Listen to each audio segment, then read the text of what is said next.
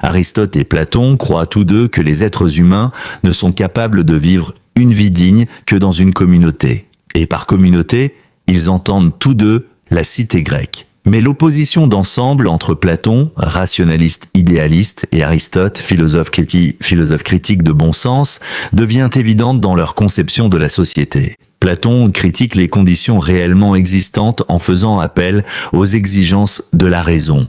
Il considère que la politique a pour tâche d'amener ces conditions à correspondre à l'idéal, alors qu'Aristote, par des formes existantes de l'État et la raison, pour lui est un moyen de classer et d'évaluer ce qui existe réellement. Cela signifie que Platon vise, par-delà l'ordre existant, à quelque chose de qualitativement nouveau. Aristote recherche le meilleur de ce qui existe déjà.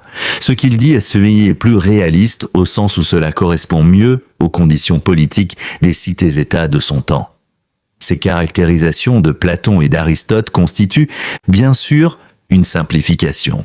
Elles permettent néanmoins de souligner certaines différences qui s'appliquent aussi bien à leur théorie purement philosophique qu'à leur théorie politique. Cependant, attirer l'attention sur ces différences ne doit pas masquer le fait que tous deux ont beaucoup en commun. Et le fil conducteur dans le développement de Platon à Aristote vient du fait qu'Aristote s'oppose à Platon, c'est-à-dire qu'il rassemble des arguments s'opposant à ses thèses et qu'il ne se contente pas de présenter une nouvelle perspective. Nous pouvons dire, sans pour autant prendre position sur la question de savoir lequel des deux est le meilleur penseur, qu'Aristote représente une sorte de continuation rationnelle de Platon. Par exemple, Aristote critique, comme Platon, ce que l'on nomme la théorie platonicienne des idées.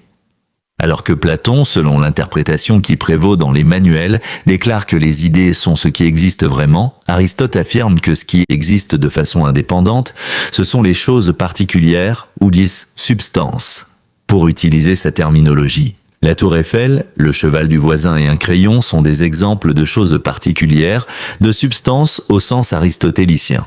Ils existent de façon indépendante. D'un autre côté, la hauteur de la tour Eiffel, la couleur beige du cheval du voisin et la coupe hexagonale du crayon sont des propriétés qui n'existent pas de façon indépendante de la tour, du cheval et du crayon. Les substances ont des propriétés. Et les propriétés existent en tant que propriétés des substances. Mais en dehors de cela, les propriétés n'ont aucune existence indépendante.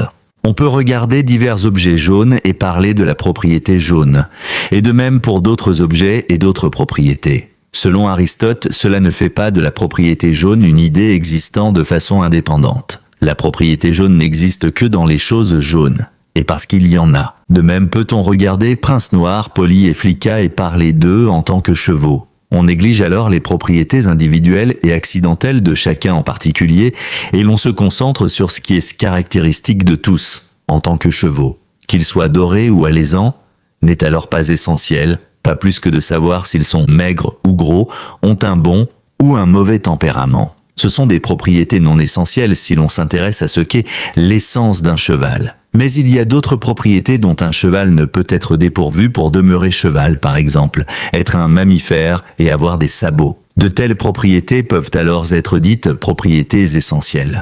Elles expriment ce qui caractérise cette sorte de substance.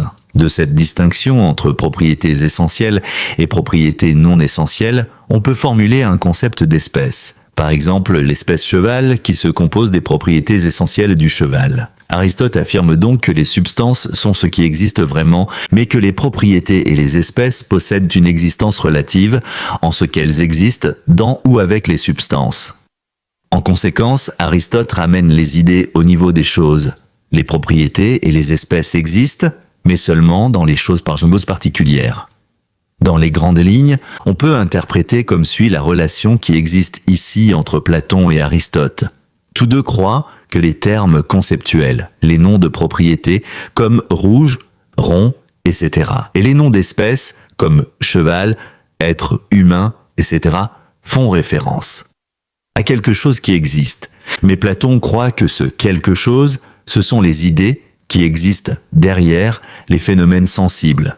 Nous disons, avec raison, que ceci est une chaise et qu'elle est bleue.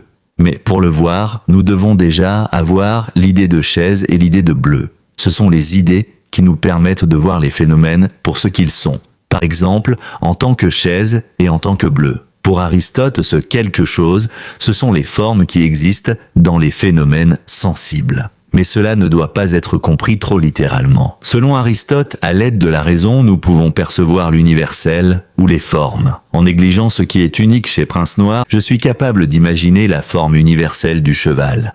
Je peux voir Prince Noir, mais la forme de cheval qui existe effectivement dans Prince Noir ne peut être explicitement connue que par abstraction du sensible et du spécifique. Pour Platon, l'expérience sensible est une forme imparfaite de connaissance. La connaissance véritable est la contemplation des idées.